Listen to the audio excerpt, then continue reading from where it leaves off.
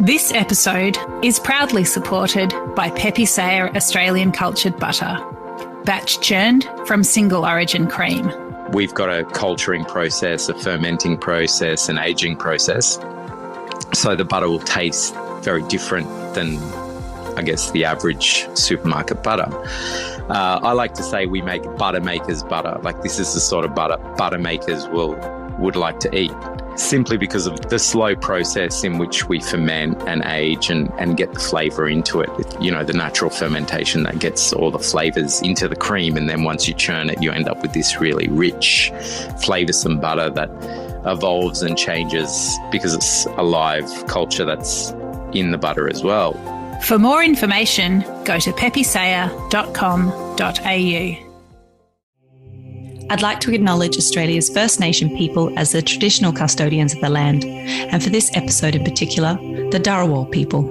I pay my respects to their elders, past and present. You know, we're very fortunate to work in the wine industry. We're not landing planes or doing any other, tough jobs. We've got to work with wine and, bring joy and bring these magical moments to our guests. It's for me personally, it's very satisfying, and I think that's why I'm doing what I'm doing.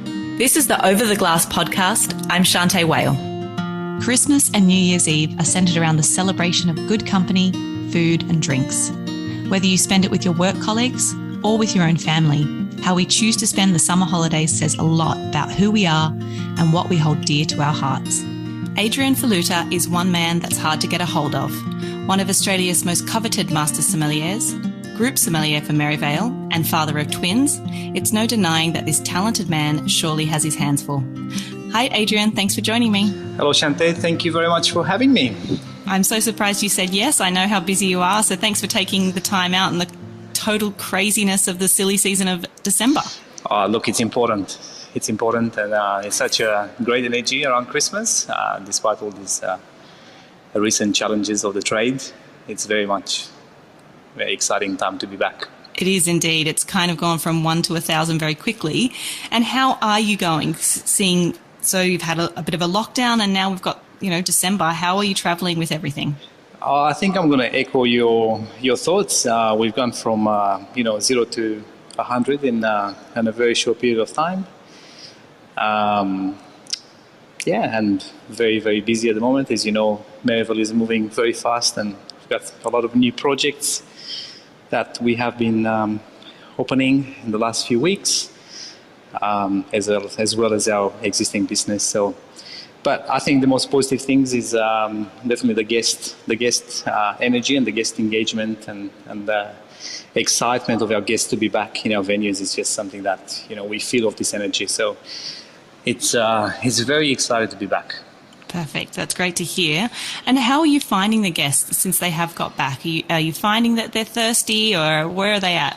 Well, it's a $1 million question. I mean, definitely very thirsty, I would say. We can feel that, when we relaunched the business from lockdown, we kind of put a hashtag to the entire business. We said we're going to have 12 weeks of Christmas. And what we've seen over the last, I think we're in the 9th or 10th week now, I would say, is very much that. And we believe it's probably going to keep the same until end of January. It's what we're hoping. And definitely some very thirsty guests. We see a lot of our premium wines flying out the door, and I'm sure we're not the only ones. It's what we've seen with other venues and everyone else in the industry, which is exciting. It's an exciting time to be a sommelier right now and taste some amazing wines and have fun and doing what you love. Absolutely. And you're exactly right. I think it's great that we knew it was going to be crazy after the last lockdown, and it's gone even crazier this time. Great that you were prepared for it. But it feels good, doesn't it, to be selling some wine after, months of not being able to support our industry. What's happening for Christmas for you this year? Are you going to be working, or are you going to be at home with the family? For me, Christmas in the last few years, it's been a lot about resting and recharging, and I think I will very much do the same this year. As you can imagine, I'm sure you're in the same boat, but the staff challenges this year, it has meant that some of the restaurants we can operate all the days we would want to, and some of the teams, they're a little bit lean. So everyone has been hands-on and pushing hard. So we're gonna close the business for Christmas, and most of our venues will be closed for Boxing Day and public holidays. And we're very much looking forward to a short little break to rest and recharge. So I'll be doing exactly the same, very much with family. I don't have any big plans for Christmas, and try to keep it very simple. That sounds lovely, and I'm really glad to hear that Merivale has made that decision to close for their staff. That's incredible. You're originally from Romania. Tell me, what is Christmas like in Romania? It's very different than what I've experienced here in Sydney for the last 10, 12 years since I've been here. It's quite the opposite. It's heavy snow, very cold, still very high energy, I would say, and family getting together, a lot of rich meals, a lot of wine. But I think the one thing definitely I'm missing is it's a little bit of the cold and the snow, and kind of sit around the fire. But I can't complain too much. I'm loving Sydney. So. When was the last time that you were back there? Look, I think I've been back. I mean, taking the last 2 years of the pandemic, I think I've been back pretty much every year, if not every second year. I've met the family, whether I went back home to see them or we've met somewhere in Europe. So I don't feel too disconnected from them. But yeah, definitely the last 2 years has made it a bit more difficult to see them. But the good thing also, we have technology, and you can go on a call very easy and see them, and that helps a lot. Yeah, of course. I mean, is there any kind of Christmas traditions that you follow back in Romania that you try to keep here? I imagine that cooking a whole pig and things like that isn't necessarily what you feel like doing in the summer heat. But is there anything that you're teaching your kids, your beautiful boys, about Romanian Christmas? Look, I'll be absolutely honest. I haven't very much kept any of the traditions from back home. The only thing I would say, I will play a little bit of Romanian Christmas carols for them, and that's what I've been doing. But also the kids, they're a little bit young, so they don't quite understand what's going on. Even with Christmas and with they're learning now about Santa, and they're the most excited about presents. So I think from next year we'll have a better idea of what's going on. Definitely, yeah. Well, we've got some beautiful hot days just lately, thank goodness. What are the trends that you're kind of seeing in summer drinking this year, and what are some of the tips that you have for people of things they should be exploring? I think what I've seen, probably in my opinion, one of the, and we've been driving this as well for the last few years, and I feel like it's picking up momentum now, the chilled, light, fresh, crunchy, this sort of style of red wines. Regardless of the regional variety, it's more of a style of wine where there's, can be Australian Grenache, Pinot Noir, Gamay, or some Jura Reds, or some more, natural wines. But I definitely see more and more, I guess, actually asking, do you have anything chilled, and do you have anything from the fridge, or I'll prefer this wine, but if you put it on ice a little bit. And it's quite exciting because, we've been, for me, I grew up with drinking the wine a little bit, my cellar temperature back home, it's very different to the cellar temperature in Australia, I would say. And I've been enjoying, I think, a nice, fresh, crisp, bright red wine drink, a little bit chilled. It's fantastic. I think that when I lived in Hawaii for a bit, and, all Pinot Noir, anything that wasn't kind of Cabernet was always chilled a little bit. And it did take a little while for people to kind of feel comfortable with that. But I completely agree with you. Some of those wines that just, they can be just so refreshing as well. And, sometimes on a hot day, that kind of 16, 18 degree red wine, it's kind of off-putting sometimes, isn't it? I mean, definitely. You think about having another glass of wine, or you want to have a little nap. Exactly. I would say. But yeah, New Year's this year. What's happening with New Year's Eve? I mean, it's going to be a big year. We're all happy to see the end of 2021 and focus on good things for 2022. How are you going to be spending your New Year's Eve? And what do you think that is going to be the biggest celebration around the city? Look, I can't talk too much around the city. I think from my point of view, I always try to take a few days around Christmas to spend with family, and I kind of enjoy working around New Year's Eve or New Year's Day.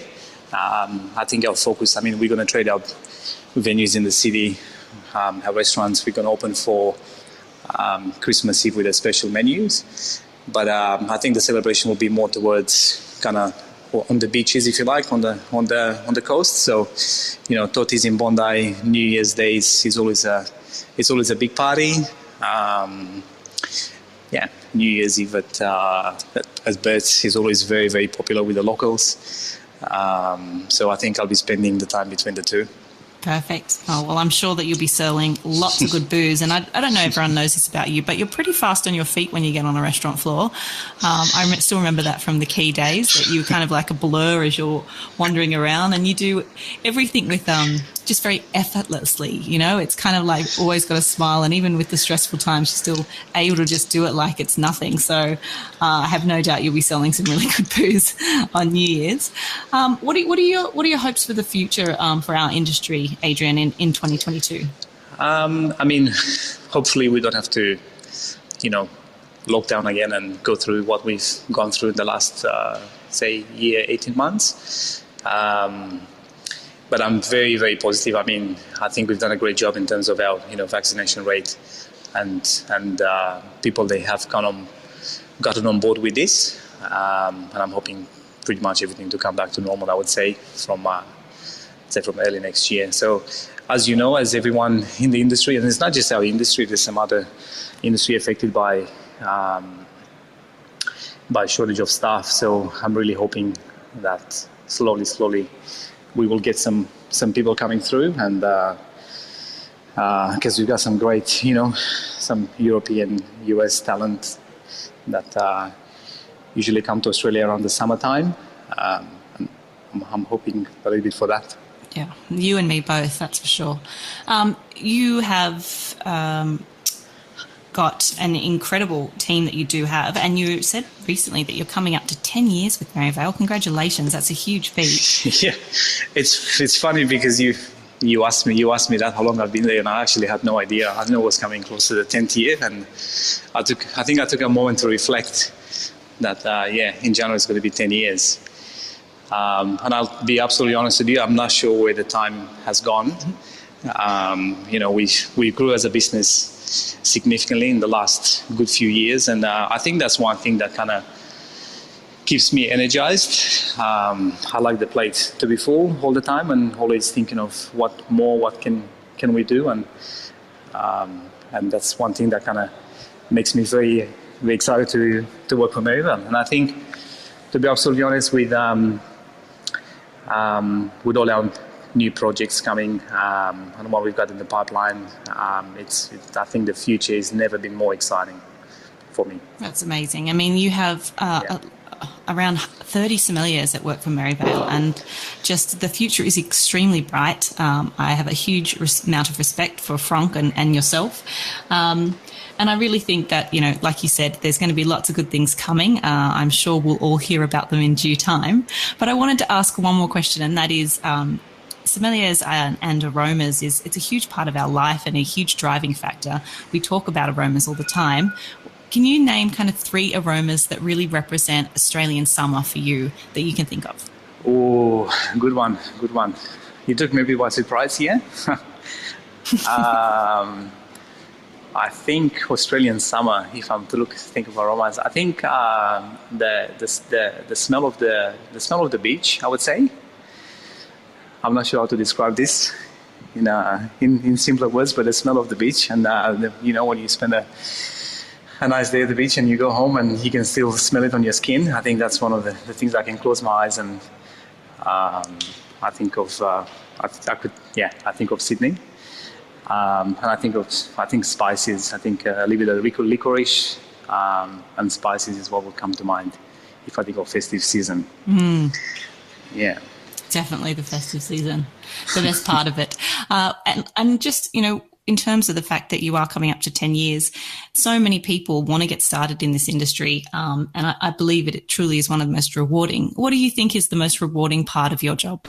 To work as a sommelier, I think right now, I can think of it from a, multiple angle, if you like, but, the guest appetite for dining out and experience, fantastic food and good wine, I think it's never been a more exciting time to kind of join, the sommelier industry.